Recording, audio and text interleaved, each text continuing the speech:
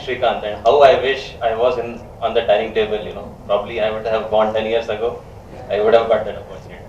So before I start, thanks for inviting me.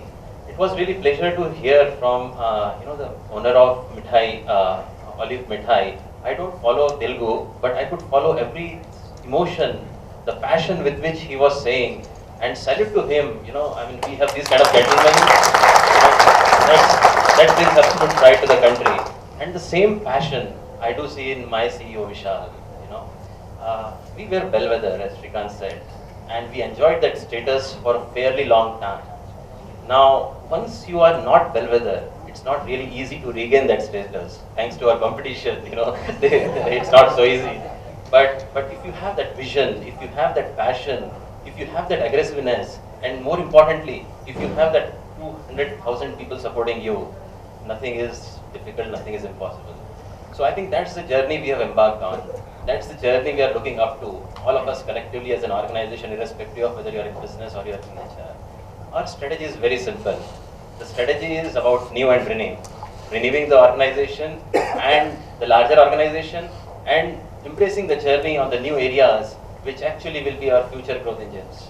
So, in my view, I think the best strategy is the strategy which is extremely simple and can be explained to the last person in the hierarchy, so that it gets internalized by the last person in the hierarchy. Otherwise, if it just sits with the leadership, it is just on the PPT, it doesn't work.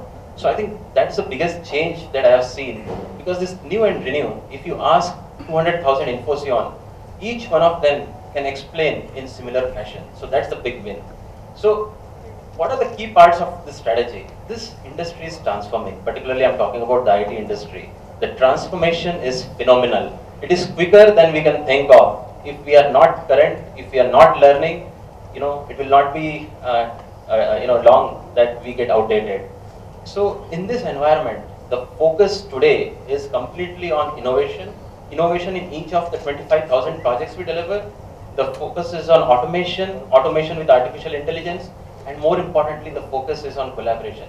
That's really the business strategy which will take us, where we want to be ahead in terms of our growth, from what NESCOM usually publishes. So, given that background, I think strategy is extremely important, and since the topic is strategy, the HR strategy cannot be different from business strategy. Once you understand and internalize the business strategy, the HR leaders have to transform them into the talent strategy. But, as somebody said long time back, culture can easily eat the strategy for lunch or for dinner or even for breakfast. Yeah. So what is HR? HR has to be the change agent, where we actually change the culture of the organization to make that strategy effective, to make sure that everybody actually is passionately driven by that strategy day in and day out to bring that change as an organization. And I'll just talk about a few things, because sometimes we believe that strategy is usually abused word. A lot of times everything, for search of a better word, we can easily put it as strategy. But strategy is really grounds up. When we are talking about an organization of 200,000, we have so many millennials. Generations of X, Y, Z. I mean, a lot of jargons. I really don't like using jargons. But what is extremely important is we understand what their basic requirements are. Maslow said it a long time back, but still it is so very relevant. I'll tell a few examples. For example, we never thought the dress code is so important. It's a zero cost thing, right?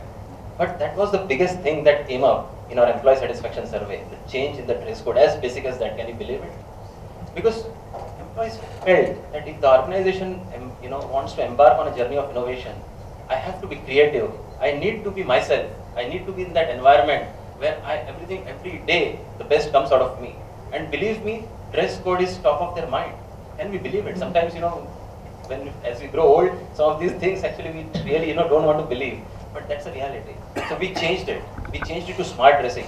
We are no more questioning employees in terms of you should wear a tie or you should wear X, Y, Z. How does it matter? Every day if you are delivering your best, the client is happy, really everything is secondary. So we started with smart dressing.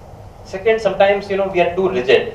And since I think we heard that, and you talked about, Ramesh actually spoke about it, sometimes we are that frog, the frog sitting inside. comfortably, but as the temperature is increasing, that comfort becomes discomfort, but it's too late actually. So before it becomes discomfort, I think we have to really understand that it's time for change and really take it proactively.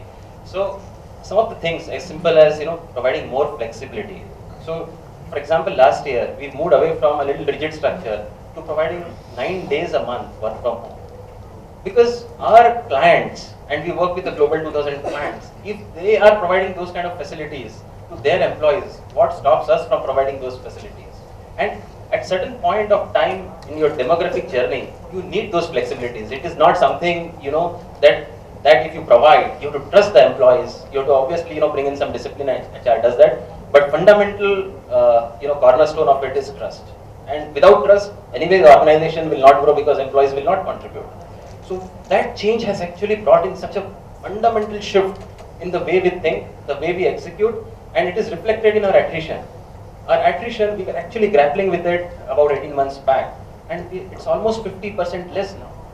Because we are understanding our needs of our employees much better with a much open mind. And these are some of the things which are at a hygiene level. Let me go to the next level.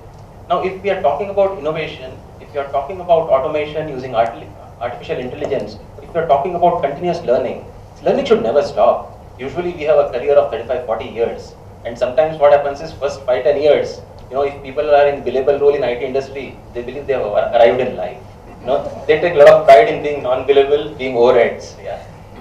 How will an industry survive, particularly when you are not growing at 100%, when you are growing at 8%, 12%, 16%? Everybody has to contribute. Everybody has to be a subject matter expert. The content should speak, not how many people actually you are managing.